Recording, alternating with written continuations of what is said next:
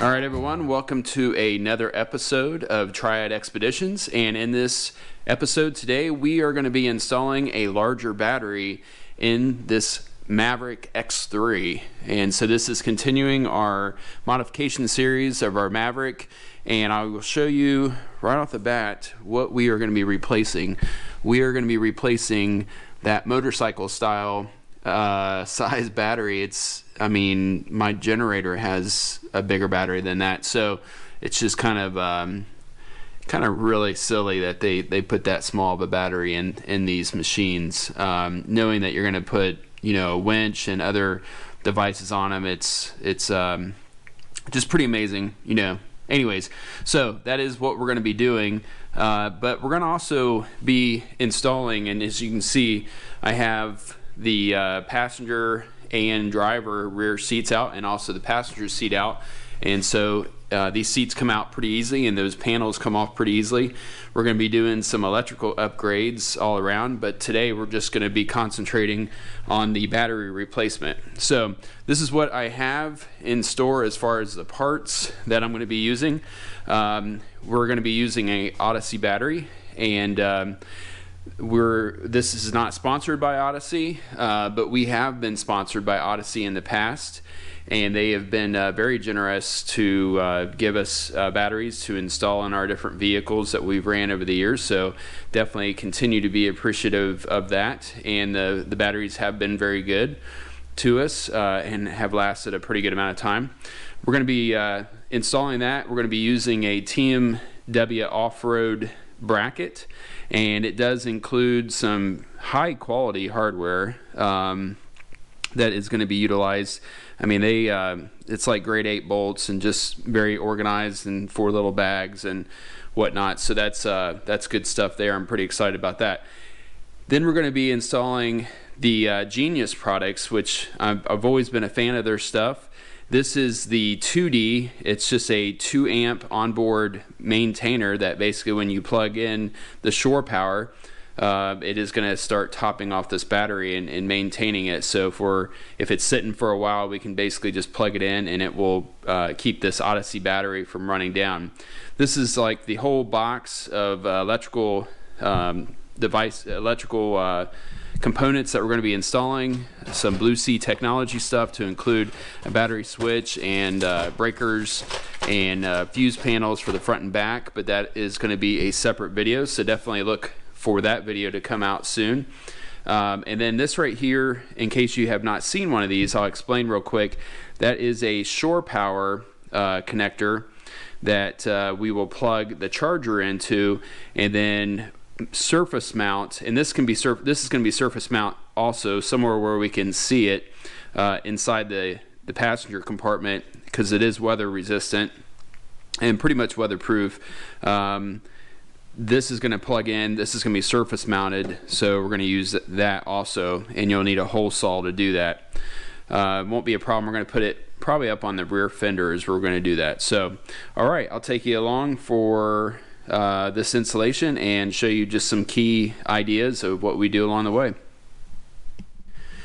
Alright, so I have the old battery out, and Frank G Life, another X3 specific channel, mentioned that this bolt was too long when putting it through the bracket here. He had also had cut some thin foam and put it on top of the bolts here, and so I just want to point that out. Also, I think it's a very good idea because the bottom of the battery is completely flat, and those button head bolts, even though they don't stick up by much, as you go down the road, I would be very concerned that they would eventually find their way into the battery case. So we'll see. This may end up being too thick, but it may actually be a good thickness,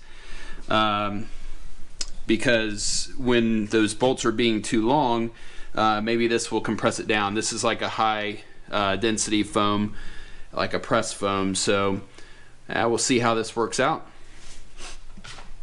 Alright, so the foam was too thick, but I just happen to have some of this leftover mat, so I'm gonna use this instead and see if this works out after all. I think I am going to have to replace the screw with a shorter screw. It seems to be 1/4 inch by 20 is what the screw is, so I have plenty of those because of all the other necessities for them. So yeah, let's try that instead. So we have success on the new battery install. Just a couple things here. Once again, sorry about the shaky battery work. So my take is that basically anything that you buy for UTVs, it's not going to work like it's supposed to. It's like a starting point with you. You know, Frank G Life, once again, he had said that the bolt, because of the angle, just wasn't going to work out. So basically what I decided to do was put some more light on this subject, was to basically run some thread down in there and cut it off and then put a nut on top. So yeah, because the last thing that you want, I mean, at least I can get this out of here a lot easier. I mean, you know, and it's definitely because of the tension, it's not going to come unthreaded.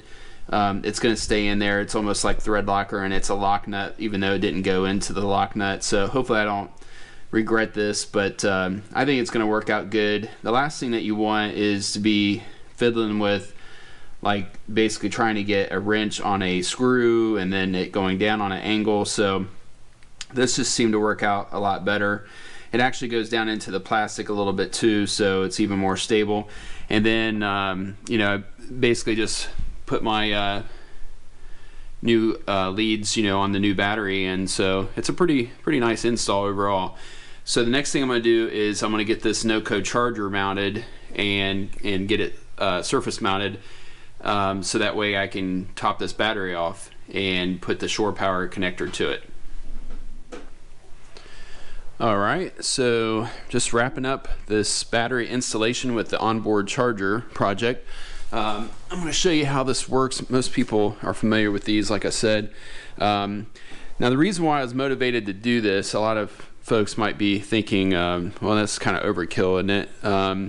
No, not really. With the battery being behind the seat, the rear seat of this vehicle, it is very hard to even just put a clip-on charger to get your alligator clips on there. So this is the just so you know, this is where I picked to locate it. It's a pretty flat spot. It actually pretty much just pulled the body panel sort of flat all the way around there.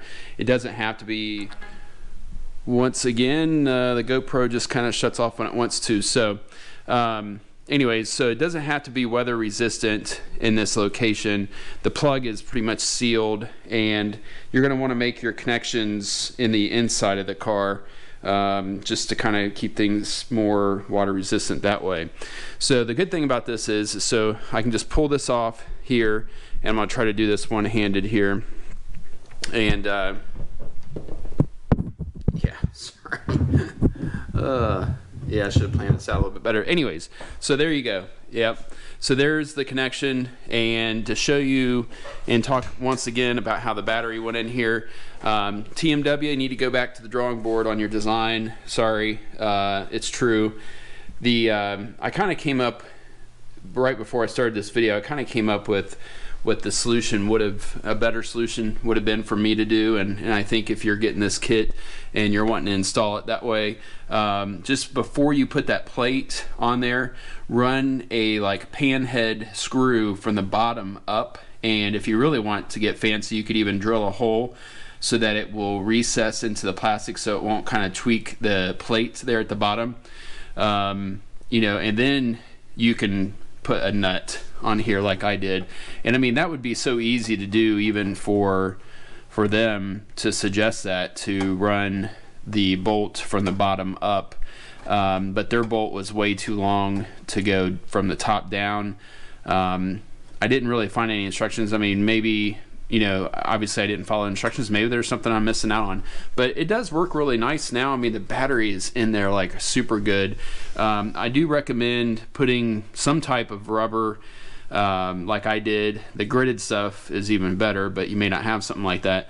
But put a piece of rubber or something, like Frank G. Life did, so those bolts don't try to wear their way into the bottom of your battery and really make a bad day for you when your battery ends up leaking or shorting out or something. You know, it's just none of those scenarios are going to be good. Kind of did a little bit of battery cable management here, and then use this hole here. There is stuff that runs behind here, so you're going to want to stay away from that. There's cabling and wires that run across the firewall here in the back, but up here it's completely safe. And this is actually where we're going to locate our fuse, auxiliary fuse panel, and run from, I think that's that's like basically the starting solenoid, or basically when accessory is on. So I got to figure that out. Don't take my word for it. I got to get my voltmeter to it and see what is actually the case. So yeah, I may end up tapping off of here.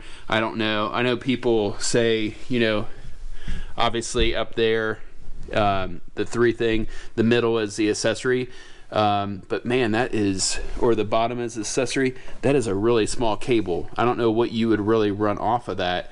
I know that people run accessories off that, but I mean, that's like 16 gauge. So I would not trust that at all, you know, putting any type of real significant amperage load on there.